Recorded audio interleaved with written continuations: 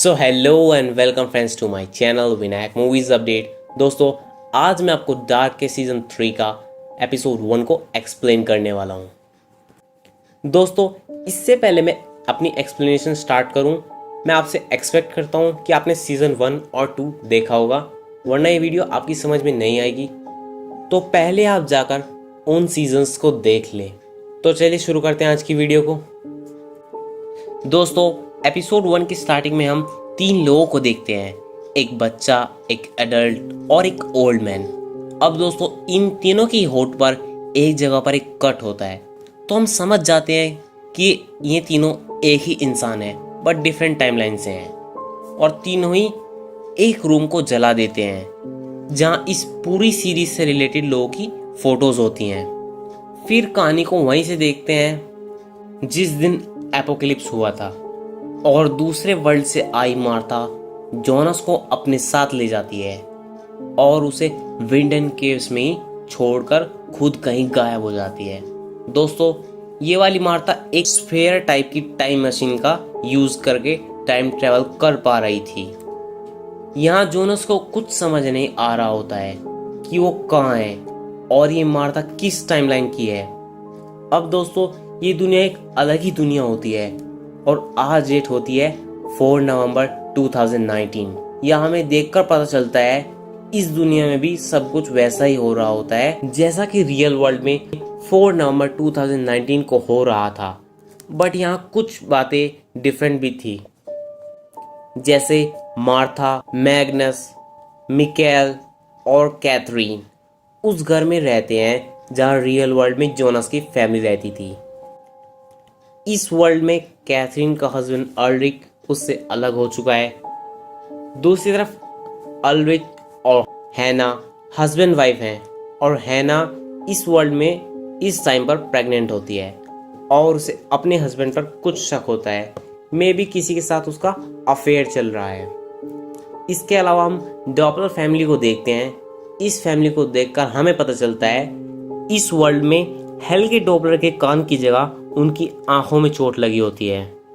और यहाँ खास बात यह है कि इस वर्ल्ड में एलिजाबेथ पूरी तरह नॉर्मल होती है बट फ्रांसिस्का डेफ और डम होती है, जबकि रियल वर्ल्ड में ये सब चीजें उल्टी थी।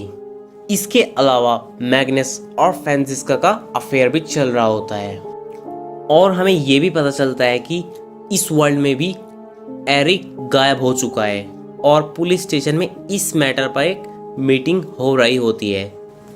इस वर्ल्ड में खास बात ये होती है अल्रिक शोर्ले का हेड होता है और इस वर्ल्ड में इन दोनों को ही अफेयर चल रहा होता है, जिससे एक वुलर नाम का बंदा थोड़ा अनकंफर्टेबल होता है।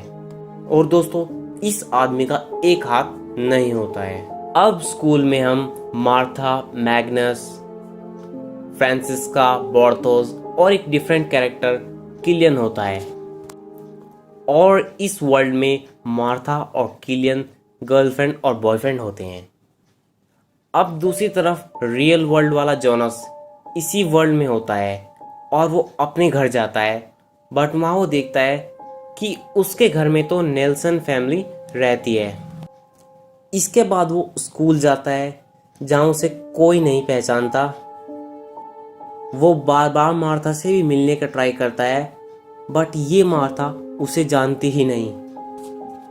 ये सब देखकर जोनस काफी कंफ्यूज होता है। दूसरी तरफ शॉर्ले अलेक्जेंडर टीडमैन से पावर प्लांट को सर्च करने की परमिशन लेने जाती है क्योंकि एरिक उसी जगह गायब हुआ था, बट अलेक्जेंडर इस बात को टाल देता है। यहाँ हमें यह भी पता चलता है कि रेजिना टीडमैन यहाँ पर पहले ही मर चुकी है। अब स्कूल में जोनस होता है तो उसे पता चलता है कि ये डेट 4 नवंबर 2019 है। अब जोनस को कुछ समझ आने लगता है और वो ग्रेवयार्ड में जाकर अपने डैड माइकल कैनवॉल्ड की कब्र चेक करने जाता है, जो उसे नहीं मिलती। अब ग्रेवयार्ड में उसे पीटर डॉबलर भी मिलते हैं। जोनस उनसे माइकल कैनवॉल्ड के ग्रेव के बारे में पूछता है। पीटर बताते हैं कि वो तो डैनियल कैनवॉल्ड को जानते थे जो 64 में मरे थे और किसी माइकल को वो नहीं जानते। तो अब जोनस को समझ आ जाता है कि इसीलिए वो इस वर्ल्ड में नहीं है, ताकि सब ठीक रहे। अब पीटर उससे पूछते हैं कि वो क्या कह रहा है, पर जोनस वहां से बिना कुछ कहे चला जाता है। अब सीन 21 सितंबर 1987 में शिफ्ट होता है, जहां वही 3 लोग जिन्हें हमने एपिसोड की शुरुआत में देखा था, बर्न डॉपलर से जबरदस्ती पावर प्लांट की की मांगते हैं। बट जब बर्न रेजिस्ट करते हैं तो वे तीनों उसे मार देते हैं। दूसरी तरफ प्रेजेंट टाइम में अलेक्जेंडर न्यूक्लियर वेस्ट के बैरल्स को प्लांट से हटवा देता है, क्योंकि पुलिस उनके प्लांट की सर्च करने का ट्राई जरूर करेगी। अब रात में सब बच्चों का प्लान था कि वो विंडन केव्स के पास मिलेंगे, तो मार्था वहां पहुंच जाती है और सबका वेट कर रही होती है। बट तभी जोनस वहां आ जाता है और मार्था को सब कुछ समझाने की कोशिश करता है कि वो कौन है और वो कहां से आया है, और कहता है कि तुम्हें याद नहीं पर तुम मुझे जानती हो।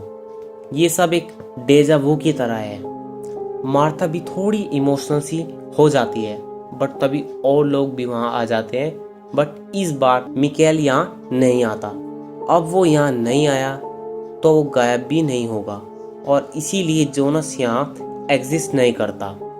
अब जोनस तो घर पर मिकेल को देखने चला जाता है, और मार्था, किलियन, मैग्नस, फ्रांसिस्का और बार्थोस विंडन केव्स की तरफ जाते हैं।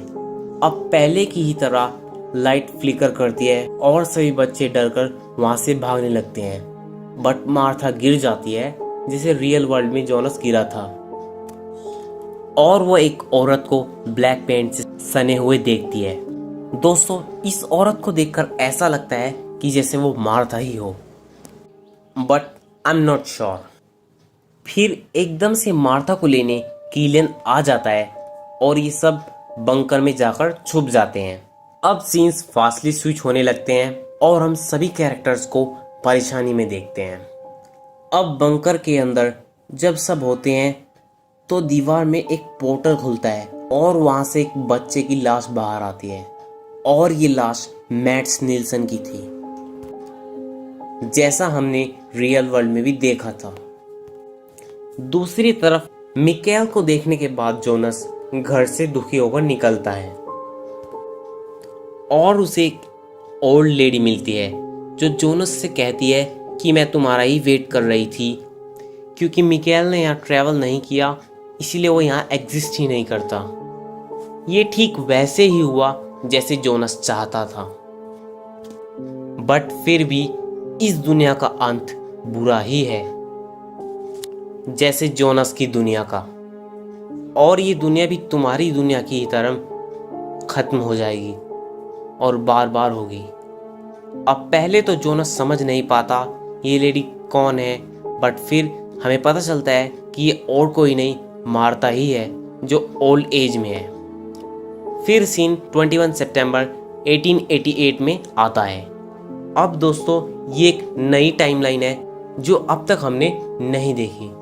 अब यहाँ ट्रैवलर मार्था, जो जोनस को इसी वर्ल्ड में लाई थी, लैब रूम में जाती है जहाँ कोई टाइम मशीन बनाने का ट्राई कर रहा होता है, और ये आदमी जोनस होता है जो कि मिड एज वाला जोनस है।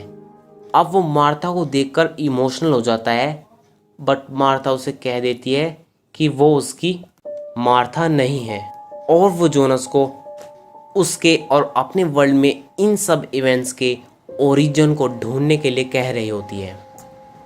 और एपिसोड 1 यहीं पर ही खत्म हो जाता है। तो दोस्तों, ये थी हमारी फर्स्ट एपिसोड की स्टोरी, और मैं जल्दी इससे आगे के एपिसोड की स्टोरी को लाऊंगा।